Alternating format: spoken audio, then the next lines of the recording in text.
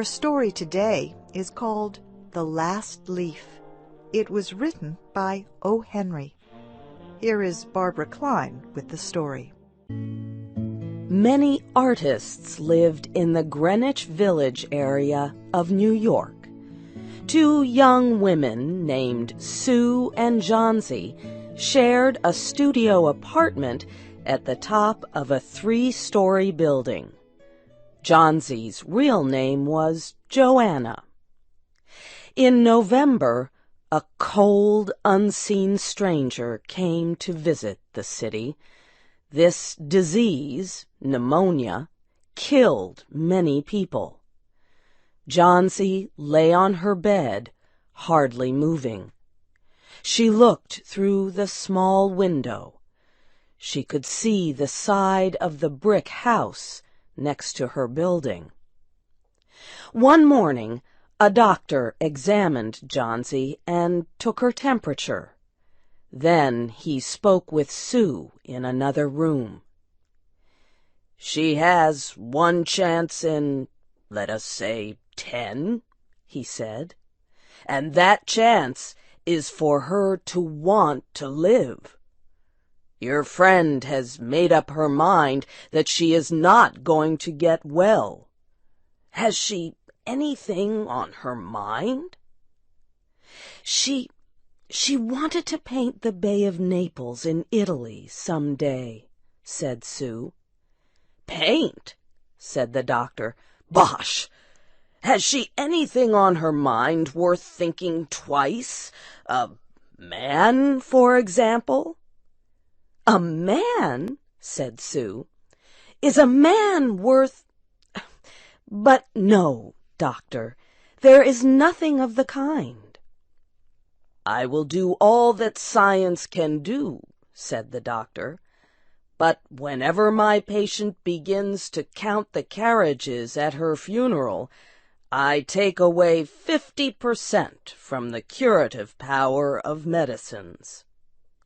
After the doctor had gone, Sue went into the workroom and cried.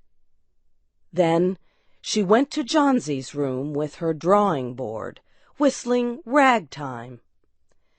Johnsy lay with her face toward the window. Sue stopped whistling, thinking she was asleep. She began making a pen and ink drawing for a story in a magazine. Young artists must work their way to art by making pictures for magazine stories. Sue heard a low sound, several times repeated. She went quickly to the bedside. Johnsy's eyes were open wide. She was looking out the window and counting backward. 12, she said, and a little later, 11, and then 10, and 9, and then 8 and 7, almost together. Sue looked out the window. What was there to count? There was only an empty yard and the blank side of the house 7 meters away. An old ivy vine, going bad at the roots, climbed halfway up the wall. The cold breath of autumn had stricken leaves from the plant until its branches, almost bare, hung on the bricks. "What is it, dear?" asked Sue. 6, said Johnsy quietly. "They're falling faster now. 3 days ago there were almost 100. It made my head hurt to count them. But now it's easy. There goes another one. There are only 5 left now." "5 what, dear?" asked Sue. "Leaves on the plant. When the last one falls, I must go too. I've known that for 3 days. Didn't the doctor tell you?" "Oh, I never heard of such a thing," said Sue. "What have old ivy leaves to do with your getting well? And you used to love that vine. Don't be silly. Why, the doctor told me this morning that your chances for getting well real soon were, let's see exactly what he said. He said the chances were 10 to 1. Try to eat some soup now, and let me go back to my drawing so I can sell it to the magazine and buy food and wine for us." "You needn't get any more wine," said Johnsy, keeping her eyes fixed out the window. "There goes another one. No, I don't want any soup. That leaves just 4. I want to see the last one fall before it gets dark. Then I'll go too." "Johnsy, dear," said Sue, "will you promise me to keep your eyes closed and not look out the window until I'm done working? I must hand those drawings in by tomorrow." "Tell me as soon as you have finished," said Johnsy, closing her eyes and lying white and still as a fallen statue. "I want to see the last one fall. I'm tired of waiting. I'm tired of thinking. I want to turn loose my hold on everything and go sailing down, down, just like one of those poor, tired leaves." "Try to sleep," said Sue. "I must call Mr. Behrman up to be my model for my drawing of an old miner. Don't try to move until I come back." Old Behrman was a painter who lived on the ground floor of the apartment building. Behrman was a failure in art. For years he had always been planning to paint a work of art, but had never yet begun it. He earned a little money by serving as a model to artists who could not pay for a professional model. He was a fierce little old man who protected the 2 young women in the studio apartment above him. Sue found Behrman in his room. In one area was a blank canvas that had been waiting 25 years for the first line of paint. Sue told him about Johnsy and how she feared that her friend would float away like a leaf. Old Behrman was angered at such an idea. "Are there people in the world with the foolishness to die because leaves drop off a vine? Why do you let that silly business come in her brain?"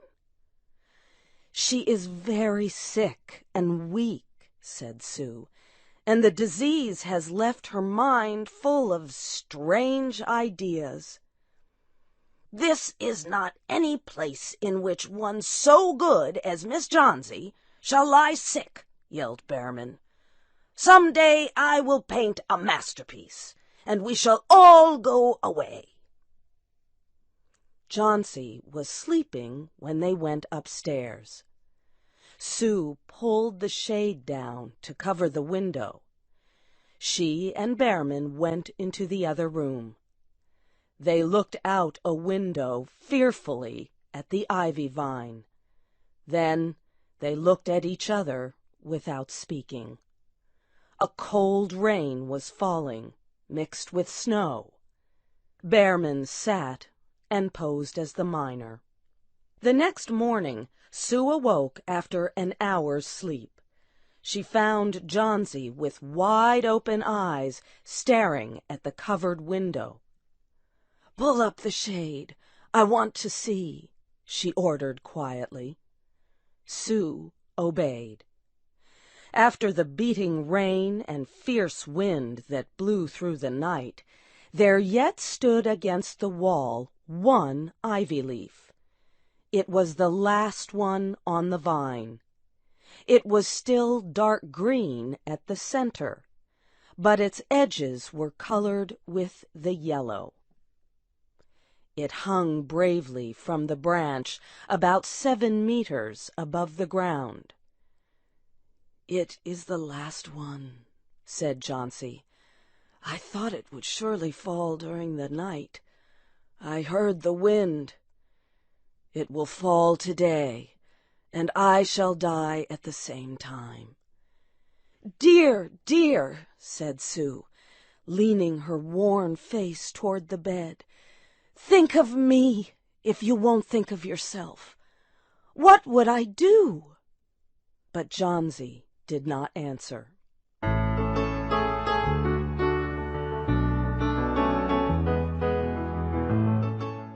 The next morning, when it was light, Jauncey demanded that the window shade be raised. The ivy leaf was still there. Jauncey lay for a long time looking at it. And then she called to Sue, who was preparing chicken soup. "I've been a bad girl," said Jauncey. "Something has made that last leaf stay there to show me how bad I was. It is wrong to want to die. You may bring me a little soup now."